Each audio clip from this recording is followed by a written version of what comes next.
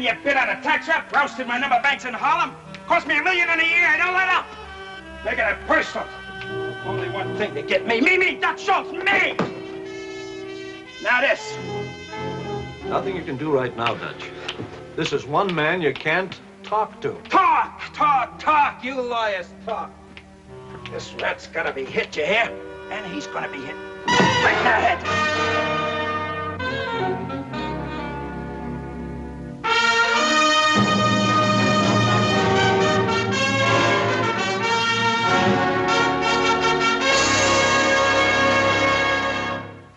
They left their prints on the guns, the victims, and the times. The prints of the men who terrorized New York in the 20s. That strange and nightmarish time when a gangster sat in judgment and passed sentence on a public prosecutor.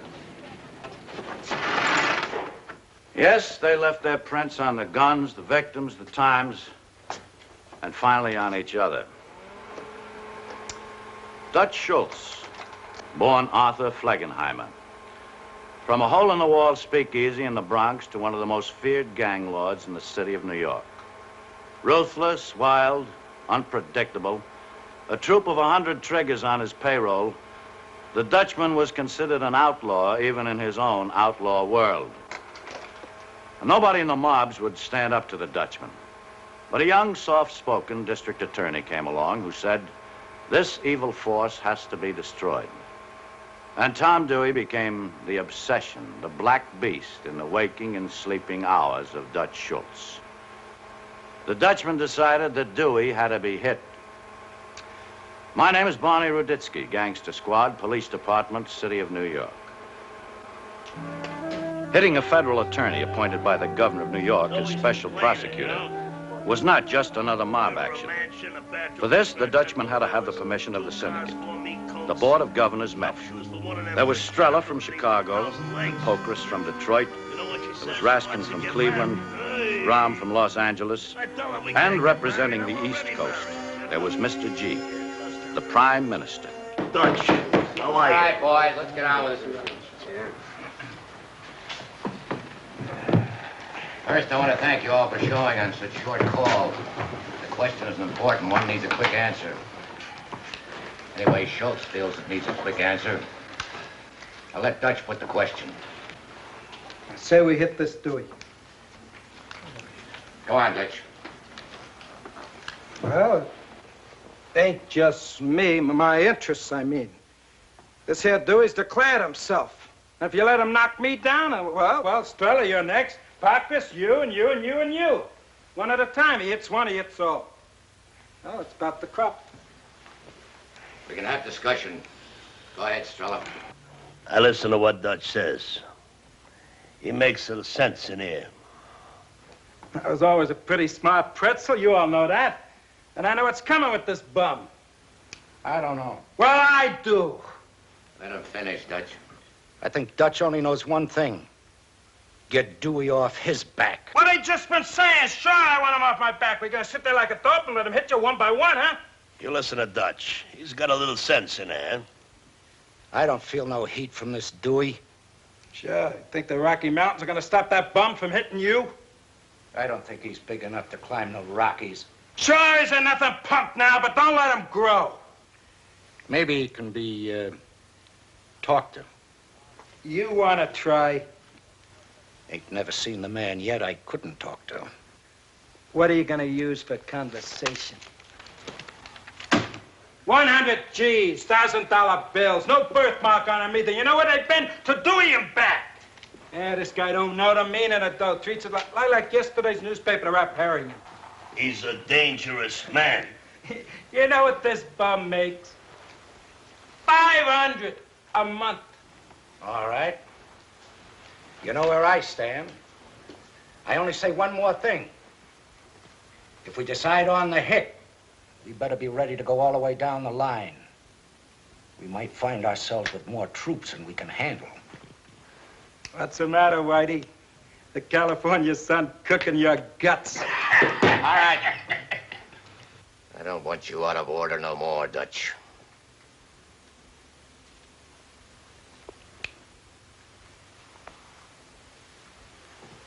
Any more discussion? I listened carefully. I don't think we make no hasty move. We take a week for consideration. I put the motion. We meet here for voting on the question 1 week from tonight. All in favor? Aye. Aye. Opposed? Action's carried. Okay, I buy that. But when we vote for the hit, we should be ready to move. I want the job should be blueprinted now. Ready for the work. You put that as a motion? Dutch moves, we give out the contract to blueprint the job. No action until we vote. All those in favor? Aye. Aye. Opposed? Carried. I will give out the contract. Only one man can handle it. Nicolaides. Meeting's adjourned.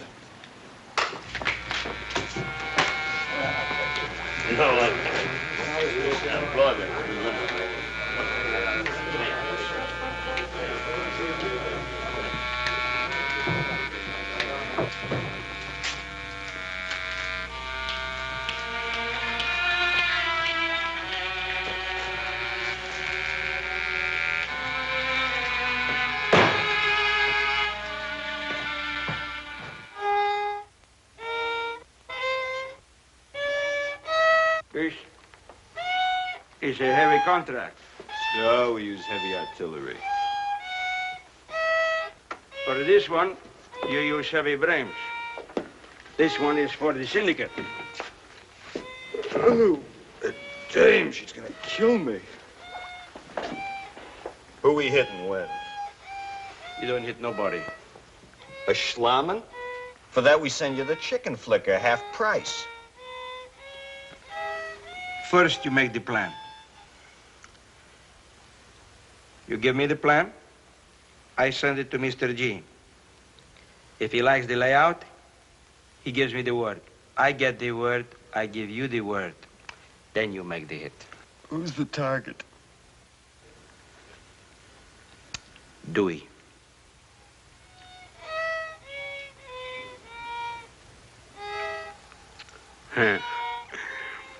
Listen to my kid, huh? He's only 36 months. Wonderful, huh? Nico. Hmm. You said Dewey. That's right. The Dewey? That's right. Tom Dewey? Thomas E. Dewey? I said it was a heavy contract. Hey, Manel, what do you think?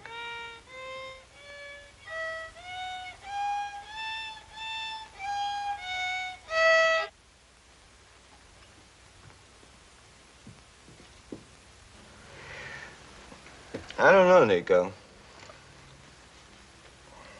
You don't know what? Oh, it's a big one. It's for the big boys. Well, for me and Manel here, I say, sure, we give it a roll. Know what I mean? Like challenge. Contract like this guy could make his reputation in one night. That's right. But the rest of the boys, I don't know how they're gonna feel. They're gonna feel like you tell them to feel.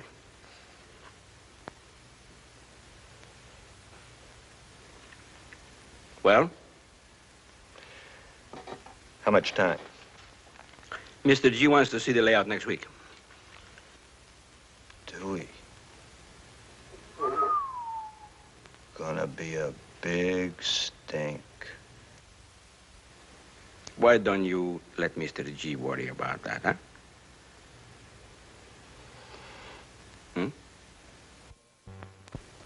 You got a layout on the job? Sure.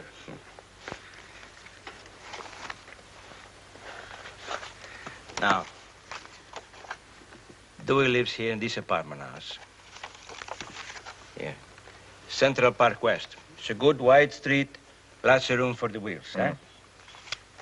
Now, he leaves every morning 8:30. Here. Goes to the corner drugstore. Here.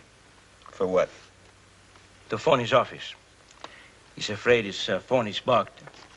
Now, between the house and the drugstore is the only place you got room to make the hit.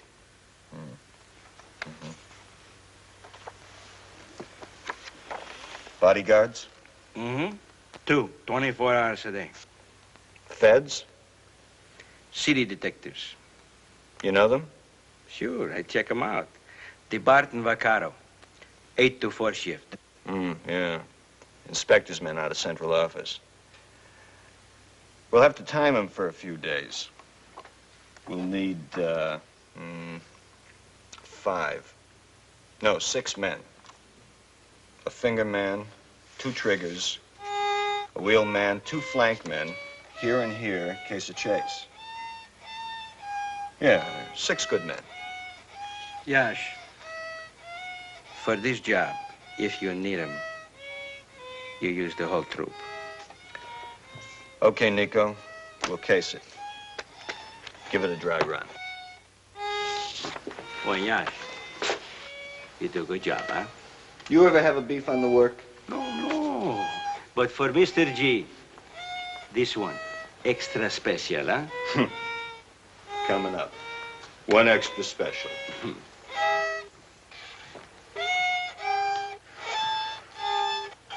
Hey, Nico. Who gives your kid lessons? Oh, Professor Salchito. Him we hit for nothing. On the house.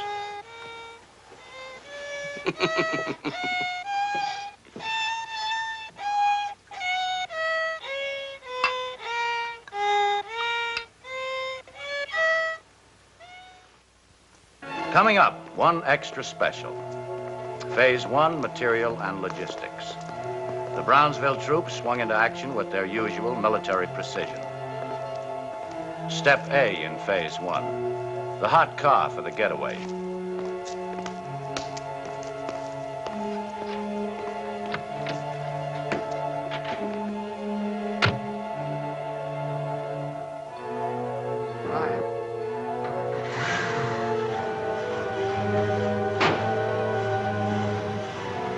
Brought to the drop where it would remain under wraps until D-Day. D for Dewey. The specialists went to work. Unregistered plates put on the car.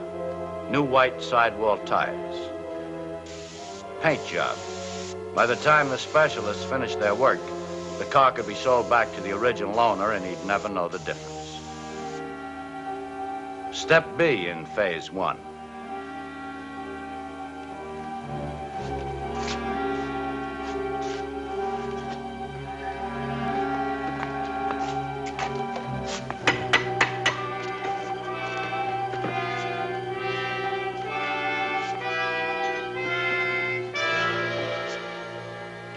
Guns, Army issue, a shipment to Europe. The weapons would not be missed for months. Step C in Phase 1. Added insurance, expert gunsmith. Numbers on weapons removed. Acid tests now showed no latent imprint. Gun barrels threaded. Silencers attached. Phase 2, battle strategy. The troops had set up their observation post on Central Park West, a middle-class, peaceful neighborhood. Tom Dewey shared a modest 1-bedroom apartment with his wife. Dewey's moves were clocked. Each morning, 8:30, Dewey, accompanied by the 2 bodyguards, left his apartment. Stopped at this corner drugstore to make his morning call to his office. 5 days later, Yash made the report to Nicolaides. And after the hit from rear of the store, here, to getaway car, 27 seconds. For flank cars to get into position, 9 seconds. Now the getaway car makes the right turn, rolls 2 blocks to here. You don't go over 25 miles an hour. Makes the left turn, 3 blocks, then right turn, straight ahead to where Moish is waiting with his heap. They dump the getaway car and Moish takes off. Now, you pass any patrol cars on this route? I'd clock them up. There's a beat car that crosses here at 8:49. The getaway car is past this point at 8:44. Uh-huh. Now, the drugstore. Night before the hit, Pep and Allie break into the store from here. That's the door to the basement, the storeroom. This door is wired? No. How many locks? 2 locks. What kind? A Yale and a Seagull. I got a set of keys. Pep and Allie, they stay in that basement till 8:35 next morning. They come up these stairs. Now they're in the prescription department. The druggist is there that time every morning fixing orders. Allie drops the druggist. Pep doesn't wait, comes right on through this swinging door to the store. Dewey is now in the phone booth here. Pep hits Dewey once. The head. Another pop only if he thinks he needs it. Now, suppose DeBart or Vaccaro, one of them, come into the store while Dewey is telephoning. They don't move from outside. Don't let nobody in till the bum comes out. Suppose. Then Allie, standing here at the swinging door, will have to drop him. I don't like it. What's the difference? Gonna hit Dewey, might as well hit a cop. You don't understand. Dewey is from outside. The cop is New York. Oh, Nico, you don't think straight. Hitting Dewey is worse than hitting the mayor and the police commissioner. So what's the difference? I still don't like it. Yeah. But I let Mr. G worry about that. You do a good job, Yash. Extra special. Well, Mr. G give me the word, I give you the word. Now, boys, please, you have some wine? It's homemade. They are out of the drugstore, again through the basement and out the rear. Around the corner and in the waiting getaway car at 8:39. The flank cars move into position. Nicolaides reports he's satisfied the contract can be handled.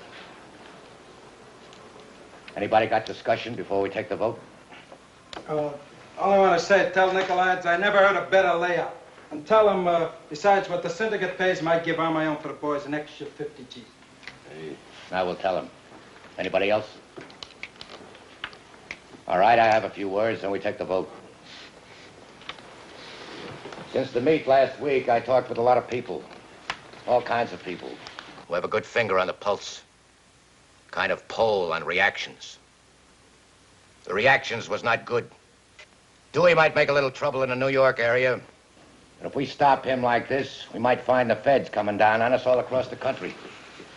A ton of bricks. Not one brick at a time, dumped in one heavy load. I think it is bad business. I say it is better business, maybe to let one apartment burn up if necessary. But we save the rest of the building. All right. Now we take the vote. If yes, make a check. If no, make an X. Yes, check. No X.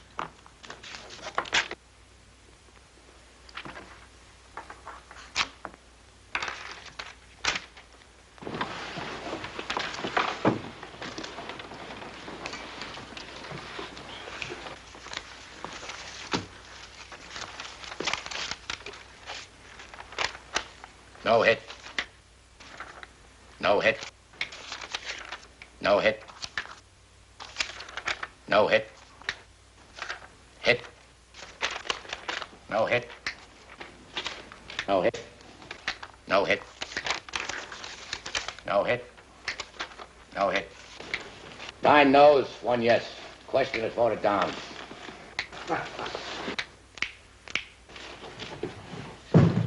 You know what you can do with your voting? It's me, Dewey's out there, and I say he gets hit!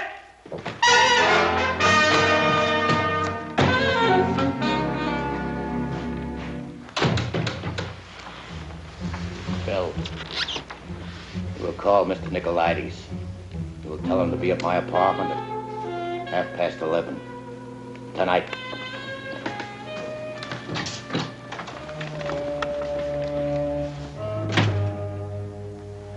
Gentlemen,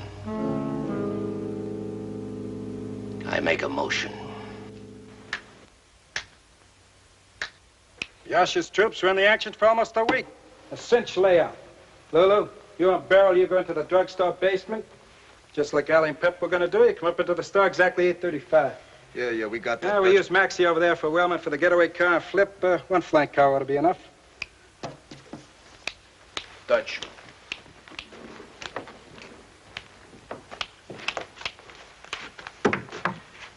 Dutch, don't you think we're pushing kind of fast to make a hit tomorrow morning? Job is all laid out, no? I know, but we don't even have time to clip a hot car, no plates, guns, Here's nothing. what we got. Okay, Dutch, but the syndicate said no. Are you working for Syndicate or me? Sure. I'm just saying that we better look out for trouble from the syndicate, just in case. All right. All right. Go in and tell Maxie and Flip we meet him at the 110th Street drop. 4 o'clock. We roll out of there at 4:30. You and Beryl will be in that drugstore basement before 5. Move!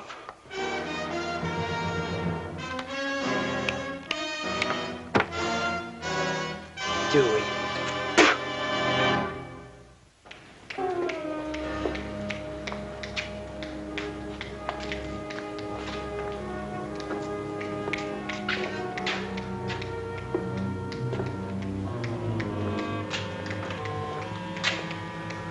Flip, you take the flank car. You move only if something goes wrong. You got that? Maxie, got your getaway run set? Hey, remember, you passed that there corner no later than 8:44. The prowl car crosses at 8:49. Okay, let's roll.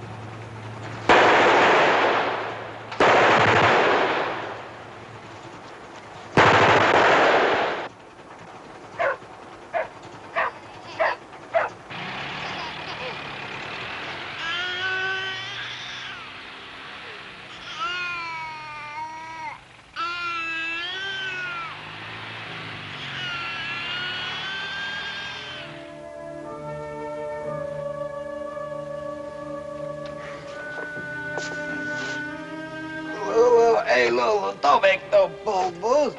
What are you done with him? Dog biscuit. Dutch, who shot you? When he is happy, he doesn't get snappy. Okay, he's jumping around. Who shot you, Dutch? The boss. What boss? Appeal stuck. Oh, Mama, I can't go through it. Hey, get that out of Pretty good pretzel.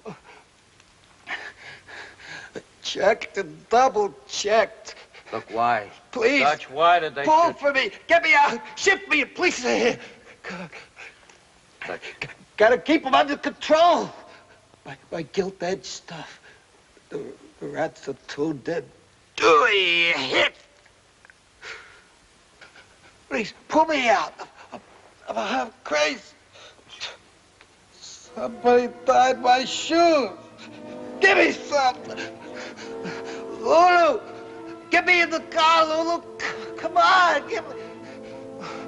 Oh, please, put me on my feet. Let him leave me alone. I want to pay.